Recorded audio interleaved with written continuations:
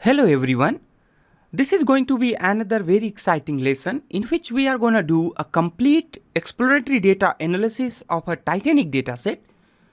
The dataset is taken from a Kaggle in which we will be learning a lot from a very beginning to the advance.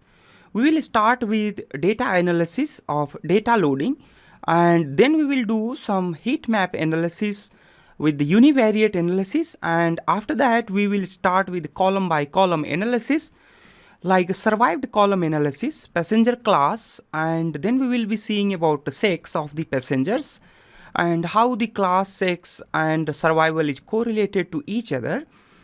And then we will be also analyzing a different kind of plots together, and then we will see about age, how the age is distributed and how the age is correlated with the other classes such as the passenger class, sex and survival rate, etc.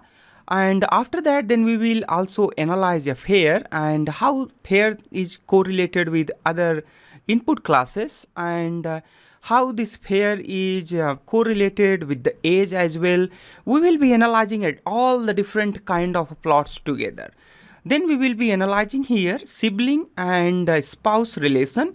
How many sibling and spouse were there, and what was the probability of the survivals, and what was the correlation with other input parameter.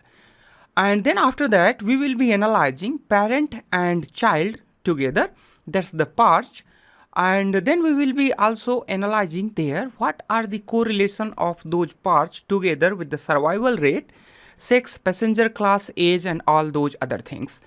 And then we will do embarked analysis. After this embarked analysis we will be doing who analysis. Who means the man type, woman type and child. Earlier we had seen about sex, that's mean male and the female, but here we will be doing man, woman and child analysis, and then we will be also trying to find out the correlation between all other input parameter.